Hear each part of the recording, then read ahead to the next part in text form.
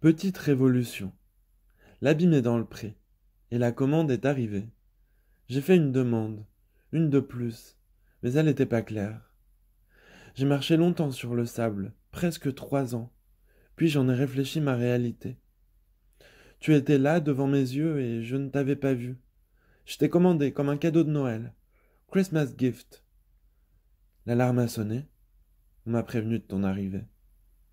Alors je t'ai cherché. Dieu peut-il créer un être plus puissant que lui? La vie, elle est faite de rencontres, mais ce sont les rêves qui la forgent.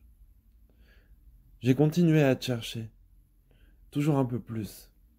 Je te trouvais pas, mais t'étais là, tout près de moi. Je me suis mutilé l'esprit à trop penser. Quelque part, j'ai aimé ça. J'ai découvert de nouveaux horizons.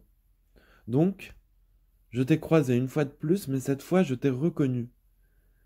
T'avais ce maquillage qu'on ne voyait pas, caché derrière le masque. T'avais ce petit plus-là, quelque chose qui me parle, que j'aime. Une touche sombre, presque gothique, mais pas tant. Le cœur illuminé, les yeux océaniques, du vent dans les cheveux. Et ça, c'était mon côté romantique. Tu vois, on aurait dit que t'avais passé ta vie à penser, toi aussi. Mais pour le mieux. Une allure un peu douce, souriante, simple et directe. Un peu fragile, nocturne et forte. Tu plaisais, beaucoup. Et à nous deux, on formait un monde. Tes centres d'intérêt? Un peu tout ce qui tourne autour de la folie.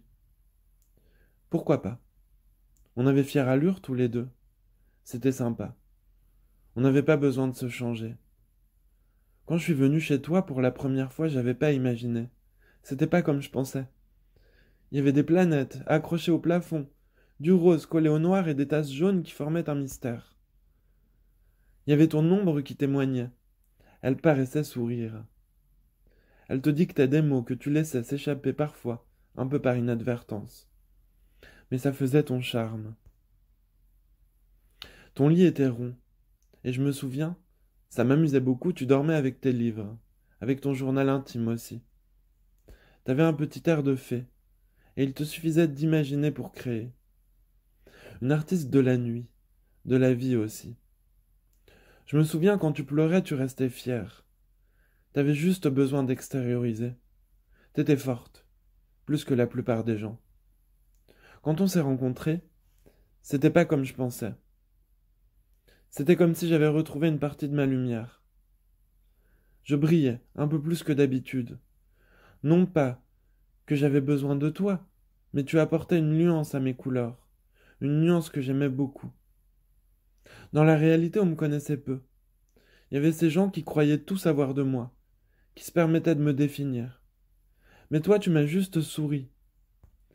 T'as pas cherché à comprendre, tu as compris. Tu savais directement. Il n'y avait pas besoin d'en faire des tonnes, parce que toi aussi, t'as senti les nuances sur ta lumière.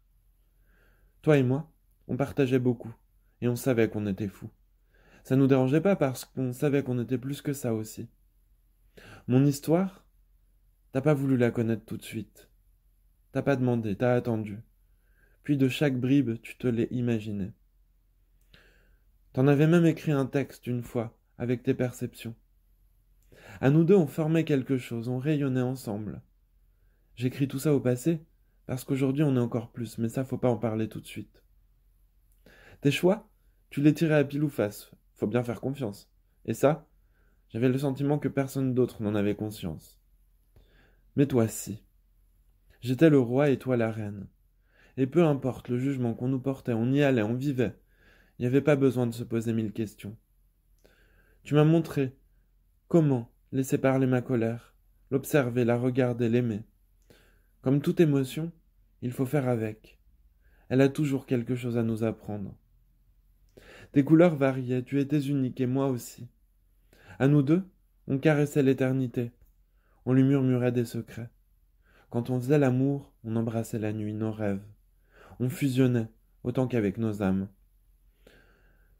On n'avait aucun problème à jouir et à laisser transparaître chacun de nos sentiments. Tu me dévoilais ta noirceur, et à certains ça leur aurait fait peur.